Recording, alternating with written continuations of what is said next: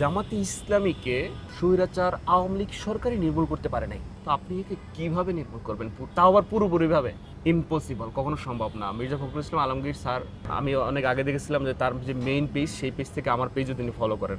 গতকাল আমরা একটি বক্তব্য দেখলাম, মির্জা ফখরুল ইসলাম আলমগীর উনি বলছেন জামাতকে একদম বাংলাদেশ থেকে সমূলে নির্মূল করবেন। আপনি কি মনে করেন জামাত ইসলামকে বাংলাদেশ থেকে সমূলে নির্মূল করা সম্ভব? এই কথাটা মূলত আসছে যে জামাত ইসলামের আমির তিনি বললেন যে ইঞ্জিনিয়ারিং করে ক্ষমতায় আসছেন, এরকম একটা ব্যাপার। তো এটার প্রেক্ষাপটে মির্জা ফখরুল ইসলাম আলমগীর সাহেব, স্থানীয় সরকার মন্ত্রণালয়ের মন্ত্রী, একজন প্রবীণ রাজনীতিবিদ, পুরোপুরিভাবে জামাতে ইসলামকে নির্মূল করে দেওয়ার জন্য কাজ করতে হবে। এটা তিনি কি জন্য বলছেন, কোন সেন্সে বলছেন, এটা তিনি ভালো জানেন। মানুষের বয়স হয়ে গেলে মানুষ নানানভাবে কথা বলে, খেয়াল ভালো থাকে না। যেই জামাত ইসলামের পক্ষ নেওয়ার আমার দরকার নাই, জামাত ইসলামের আমিরের কিংবা জামাতে ইসলামের পাঁচাটারও আমার দরকার নাই, আমার এনসিপি পাঁচাটারও দরকার নাই। লিগেল কথাটা বলতে হবে।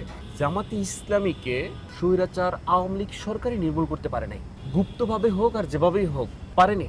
তৎকালীন সময়ে যারা জামাত ইসলাম থেকে 2জন না 3জন যেন এমপি ছিলেন, তাদের ওই মন্ত্রণালয় থেকে তাদের পক্ষে তার বিপক্ষে মানে কোনো দুর্নীতির অভিযোগ উঠাতে পারে নাই। কারণ জামাত ইসলামের প্রতিষ্ঠান আছে, তাদের কর্মীদের চাকরি করার জায়গা আছে, তাদের চাঁদাবাজি করতে হয় না, তাদের অন্যায় অনিয়ম জোর জবরদস্তি এগুলো করতে হয় না, তাদের বিগ অনেক প্রতিষ্ঠান আছে। জামাত ইসলামের একটা কর্মী জেলে গেলে তার বউ মাইয়া বাচ্চা পোলা পরিবার খরচাপাতি জেল মামলা চালানো জামাত ইসলাম দল থেকে দেখে, তাদের চাঁদাবাজি করতে হয় না। তো আপনি একে কিভাবে নির্মূল করবেন? তাও আবার পুরোপুরিভাবে ইম্পসিবল, কখনো সম্ভব না। মির্জা ফখরুল ইসলাম আলমগীর স্যার, তিনি হয়তো আমি অনেক আগে দেখেছিলাম যে তার যে মেইন পেজ, সেই পেজ থেকে আমার পেজও তিনি ফলো করেন। আমি যখন স্বৈরাচার সরকারের আমলে যখন কথা বলেছি, তখন আমি দেখছি তিনি আমাকে ফলো দিচ্ছেন, এবং লাস্টেও দেখছি অনেক এখন হয়তো ফলো দেওয়া আছে। কারণ ওই সময় আমি তো আওয়ামী লীগ সরকারের ফেসিজমের বিপক্ষে কথা বলেছি।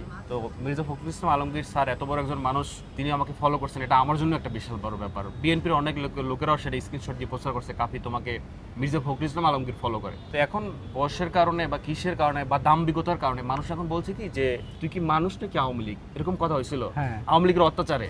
তো এখন আবার নেটিজনরা বলছে যে মানুষের দুর্দিন চলে গেলে সুদিন চলে আসলে মানুষ বিএনপি হয়ে যায়।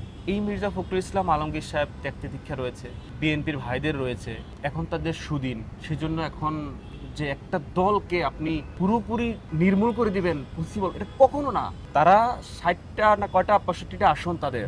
আপনি কি মনে করেন আগামীতে তারা এটার অর্ধেক আসন পাবে, 30টা পাবে? নেবার। আমার জামাত ইসলামের পাঁচাটার দরকার নাই, যেটা লিগাল সেটা বলতে হবে। এই জামাত ইসলামী সামনে আরো ভালো করবে। জামাত ইসলামীকে আওয়ামী লীগই নির্মূল করতে পারে নাই, এখানে বিএনপি তাদেরকে নির্মূল করার কোনো স্কোপ নাই। কারণ আপনি গ্রামগঞ্জে মানুষকে গিয়ে দেখেন, জামাত ইসলামীকে মানুষ ভালোবাসে, পছন্দ করে। আমি জামাত ইসলামের পক্ষ নিচ্ছি না, ভাই মস্তিষ্ক আল্লাহ দিচ্ছে, সত্য কথাটা বলতেই হবে।